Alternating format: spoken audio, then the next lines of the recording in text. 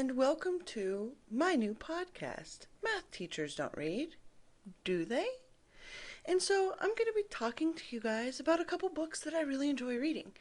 And today I'm going to focus on nonfiction, because I hear that's the thing right now. So the first book I'm going to talk to you about is called Into the Wild by Jon Krakauer. And this is a really good book. Some of you may have seen the movie. It's based on this young man who, I think his name's Chris. Oh, there it is on the paper. He decides he wants to go to Alaska, and he's from a rich family and he could do anything, but instead he decides he wants to abandon that life and just go live in the wild. And he goes up to Alaska to rough it, and it's a really interesting book, and it's about the people he meets along the way, the relationships he makes, and the adventures that he has. And so it's pretty cool. It's a very good book. I really enjoyed it. A theme that you'll notice throughout all the books I'm going to suggest to you. There's like death and drama in all of them. But this is a really good book, and I think that if you ever wanted to visit Alaska or have ever daydreamed of roughing it for a while, and, as soon as I graduate high school, I'm leaving home and just going to go live off the land. You definitely want to read this book. It'll either excite you to do it or make you change your mind. So, Into the Wild, very good book. The next book is, again, another Jon Krakauer book. He writes very good adventure books, outdoor books, and he puts a real good personal spin on the stories, and that's what I really like about it.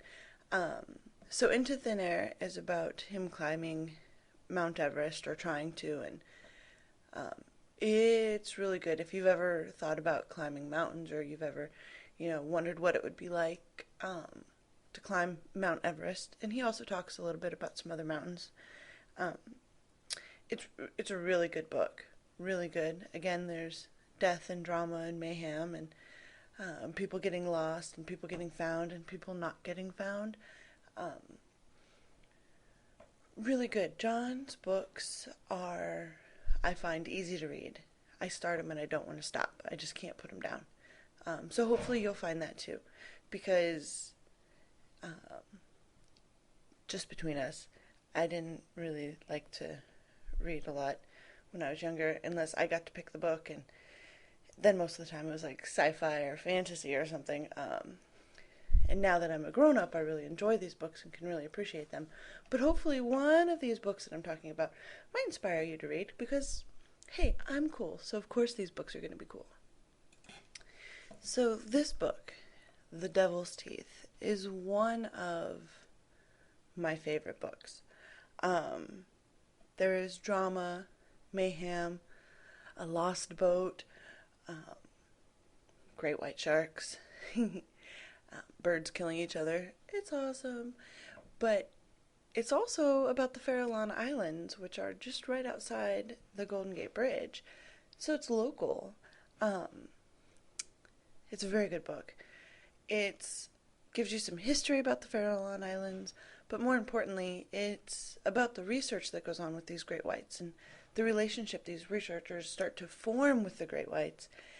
And also, it's a little bit about Susan Casey, the author, and I don't really like her as a person. I like her book. And I think once you read the book, you'll understand why. So if you read this book, come talk to me and we will dish about her. Because let me tell you, she's a questionable character sometimes. But The Devil's Teeth is an amazing book. I love it, love it, love it. Especially because one day I hope to dive with great white sharks. Not the ones at the Farallons, but somewhere else where they haven't been too tampered with. This book is another one of my favorites. So it's called Shadow Divers, and it is about two Americans, but really more. But these two guys who are scuba divers. They are technical divers, so they can go deeper and stay down longer than most recreational scuba divers.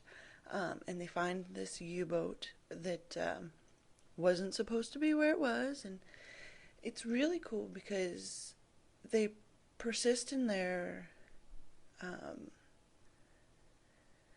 quest to find out what this boat is.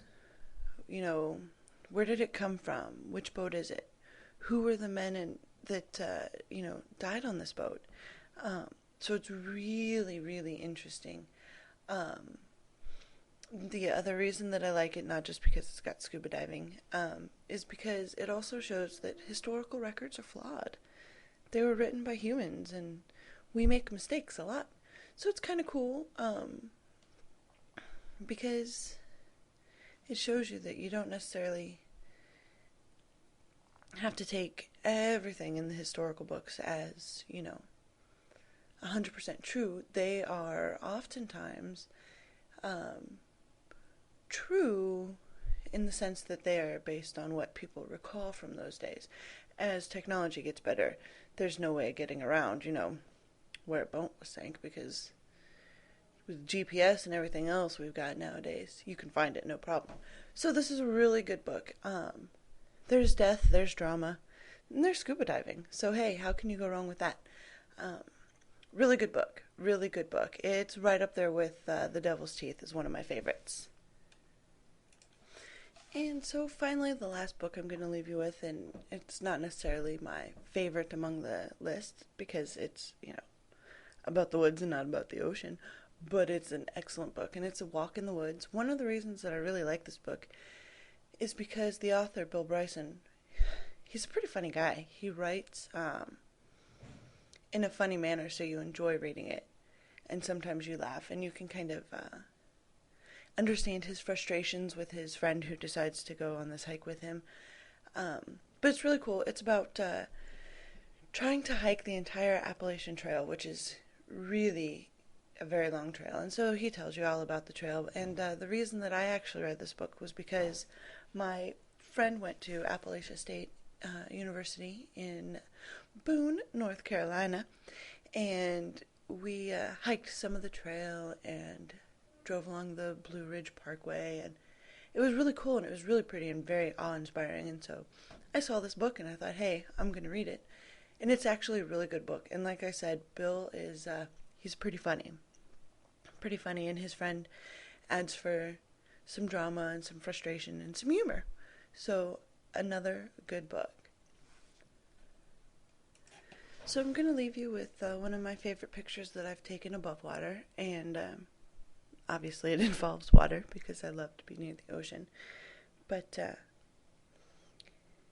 it kind of makes me want to read one of those books again because I see the water and I think of the Farallon Islands, I think of scuba diving and how awesome and amazing it would be to be the person who found that boat. And if I found that U-boat, would I have gone to such great lengths to find out which boat it was? Which I'd like to think yes. But who knows? But it also, the trees and the forest and the nature makes me want to go for a hike or go for a walk, climb a hill, climb a mountain, see what's around the next corner. And that's what these books do for me. They give me a glimpse into what's around the next corner.